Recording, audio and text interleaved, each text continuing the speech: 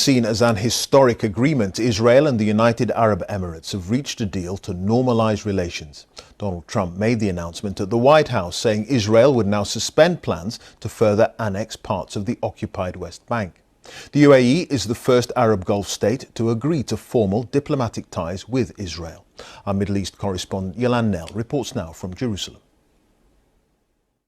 The face of a man who's made an historic deal.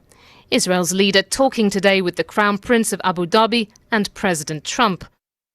Already there were signs of warming ties with Arab Gulf states which share fears about Iran.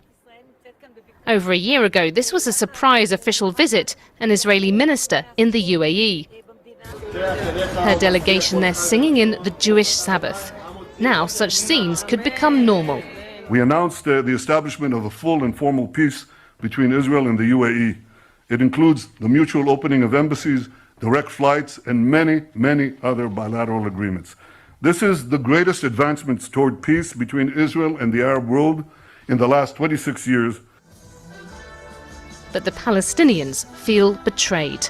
Past peace plans promised diplomatic relations with powerful Arab states only when their conflict with Israel had been solved. Recently, they've been fighting Israeli plans to annex parts of the West Bank, which they want for a future state. Tonight, the UAE justified what it called its bold step, saying Israel had now agreed not to take action. Meanwhile, the White House congratulated itself.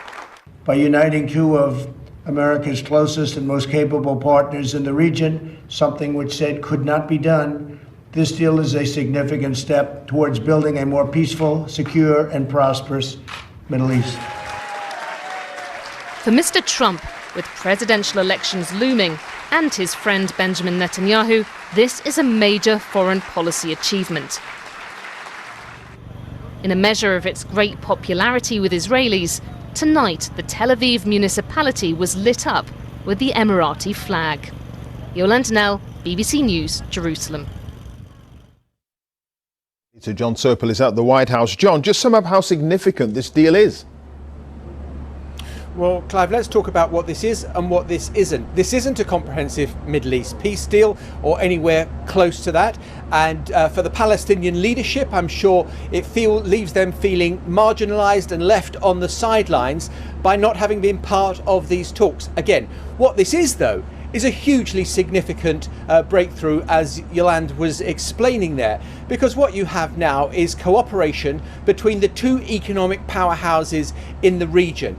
And yes, this is about politics and diplomacy, and very importantly when it comes to Iran, which America wants to see isolated because of its, what they say is its destabilizing effect in the region. But this is also about economics, the ability to cooperate on technology, and that will bring a big change to the region.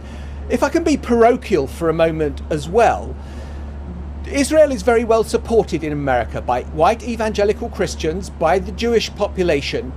Anything that helps Israel feel more secure is going to be supported. This is a good day for Donald Trump and represents a diplomatic victory for him. Thanks, John. John Serpell there at the White House. Thank you.